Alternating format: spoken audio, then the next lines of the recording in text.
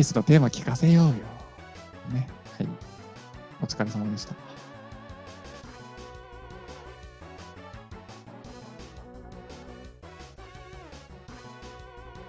あ、俺が配信してたんじゃないんだよね。なので、私はね、ここで、結局解説の人はね、一人も、あんなに、お願いしたのに、一人も来てくれませんでした。Getting a couple of good post-run donations. We got $15 from Big 次 Jazzy は J. ね、Final Fantasy VII was the first RPG I ever beat. 次、Love やるとき this は game. ぜひ解説でね、応募をね、お願いし We ま got す。 $5 from Anonymous. Donating again because my previous donation wasn't read. Go SGDQ! じゃあね、この後、まだまだね、夜、We got 面白いタイトルが$85目白押し from なんで、 Priux214.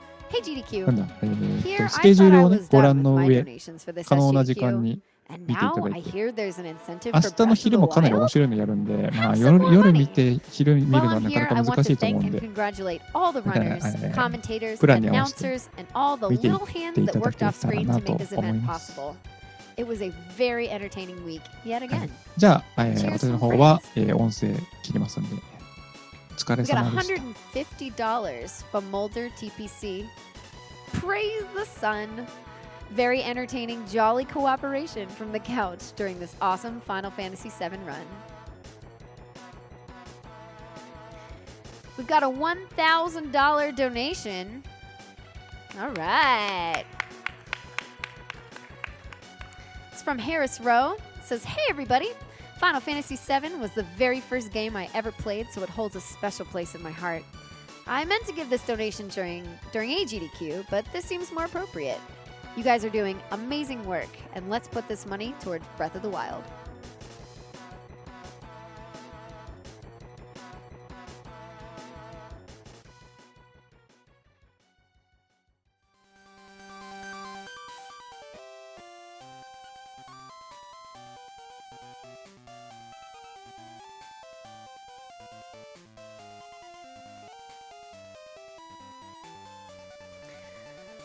Thanks for having me on, guys.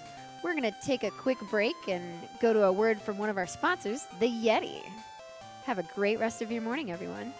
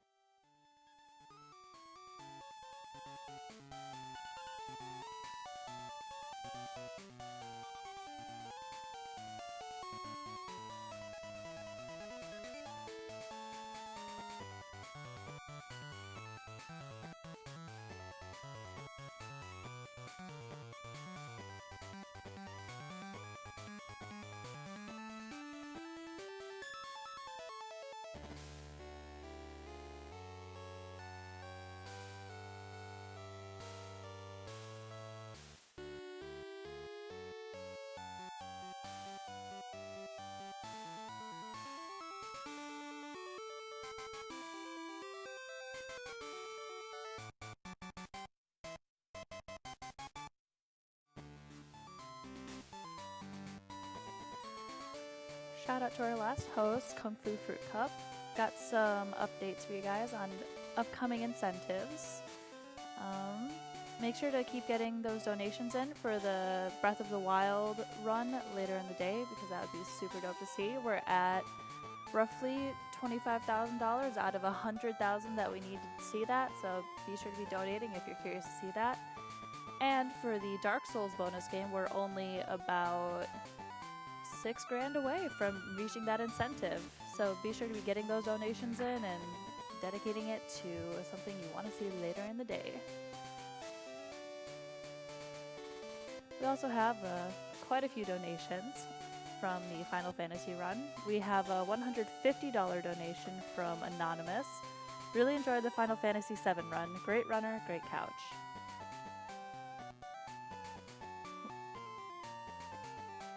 We have a $50 donation from Average Joe 1812. Already clearing my voice to sing along to One Winged Angel. Go and cheese Sephiroth. Greetings from Germany are so overused, so. Greetings from Bavaria.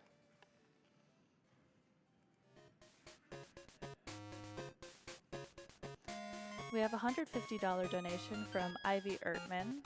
Greetings from the Netherlands. I love GDQ and all of the runs. Let's get that Breath of the Wild going.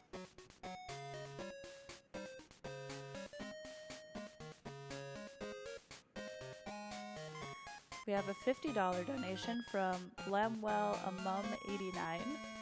I didn't understand English well enough when I played Final Fantasy VII years ago, and I could never finish it because a friend broke my disc 3. Great run. Donation goes to Breath of the Wild.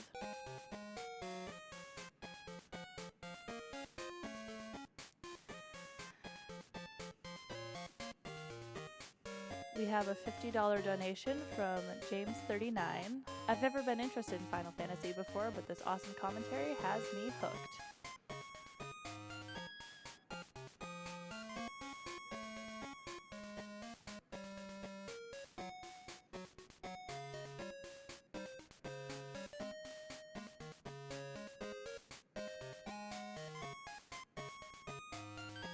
We have a $200 donation from Tails JS. Down with Cursed Setup Block 4. Must see more speedruns.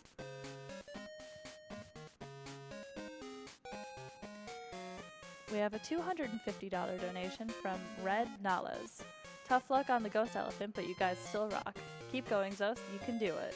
Also, in honor of my dog Sassy, who died earlier this year, please, please, please save the animals. I beg you.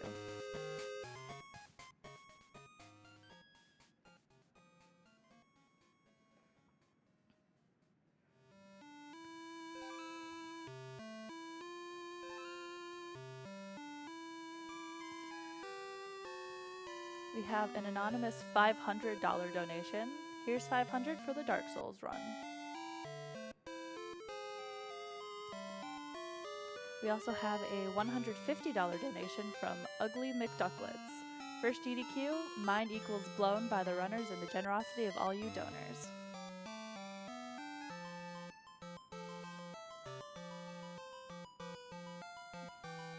We have a $15 donation from X2115. Breath of the Wild is so new, it can't be that broken, right? Right?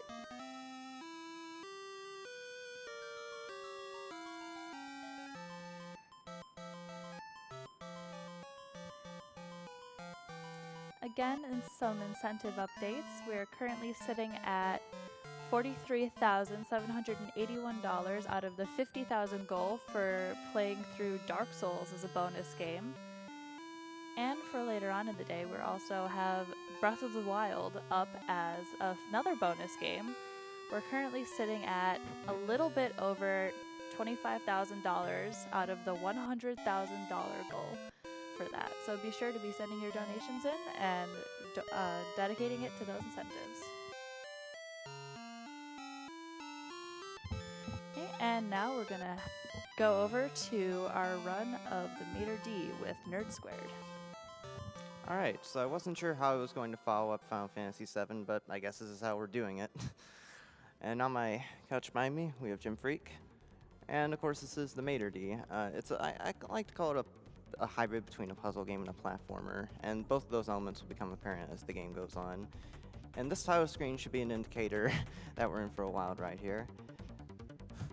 And we're good to go in 3, 2, 1, go.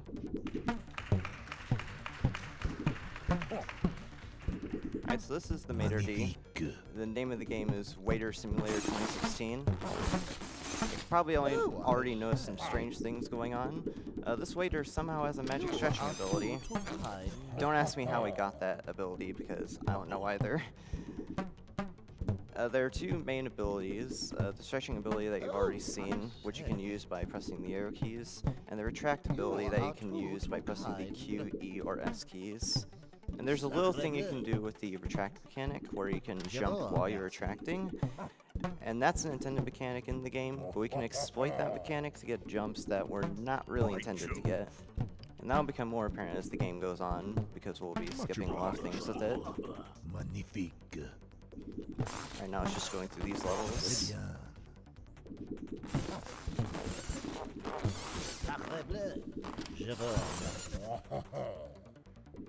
You also may notice some weird sounds with the stretching mechanic, but don't worry about it. Très bien. By Jove. Capital. Très bien. Almost fell on the spikes there, but we're fine.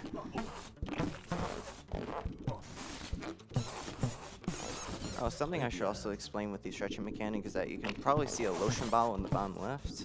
That serves as our energy meter, and the amount of drops in that meter represents the amount of blocks that we can extend the waiter's body. And there will be certain jumps later on, like in the level I just did, where we'll be working with very little amounts of lotion. Oh, I say. You are too kind. By Jove. Capital. Très bien. And this level is the first tricky jump of the game because you have to try to get to this customer as quickly as you can by descending just like that to get up to him. That's one of the first tricky jumps of the game. Très bien. This level is probably one of the more fun levels for me to do. Merde. Okay, never mind. Dying in this game is pretty bad because if you die in a level, you have to redo the whole level over again, which is not necessarily that fun. Sacré bleu. Je vous remercie. By Jove. Capital. Anyways, I was saying this level is probably one of the more fun levels for me because I really like the platforming in it. Voilà. Merci mille fois. One other thing I also forgot to mention with the stretching mechanic is that you can jump while you're retracting. Or no, not that, but you can retract one block to the right, Magnifique. and then, or no, stretch one block to the right and then instantly cancel it by retracting. And you can chain that together for really fast movement like I did there. Also, there's bombs in this restaurant as well as spike bits, but again, just ignore that.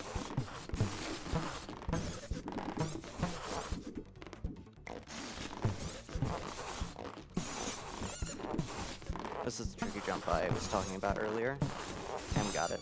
Oh my goodness.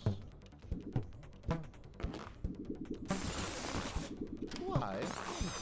So now it's just a stretch of a few somewhat difficult platforming levels to the last level. This one isn't any better than the level I just did because there's a few particularly long spike bits that we have to get over.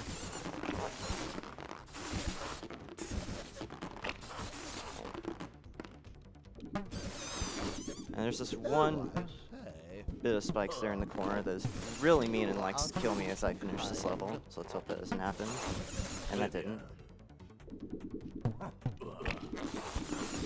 Sacré bleu.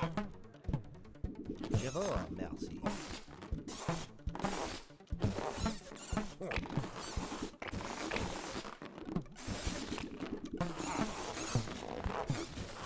By Jove. Much obliged. Magnifique.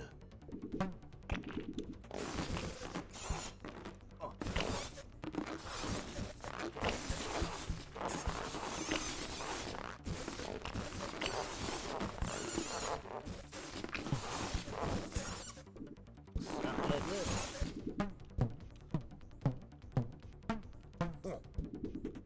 Merci mille. Voilà. Merci mille fois. So now we're on the last level. This level isn't too bad, in all honesty.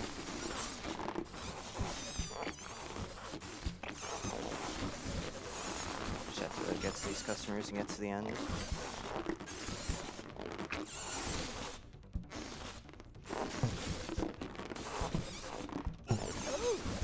Hey, why, thank you. By Jove, much obliged. Alright, so this is the last level of the game, which also, oddly enough, starts with the credits level, and timing will be coming up in a little bit.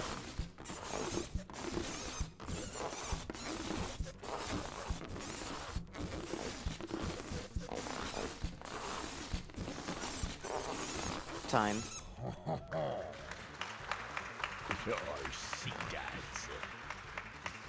Magnifique. What was the time? Wow, that's actually really good.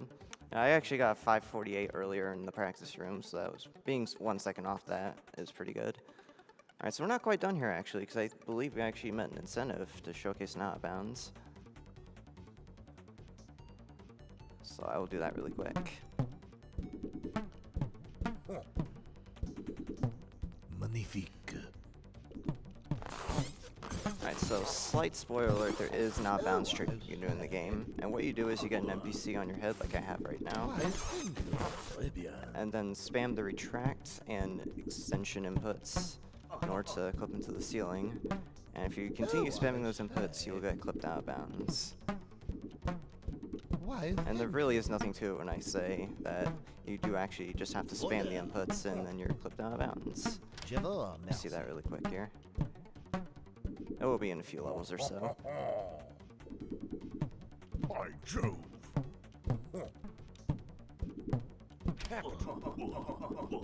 Magnifique. Très bien. Alright, this is level 1. So let's see how quickly I get this. This can be a bit tricky. There we go.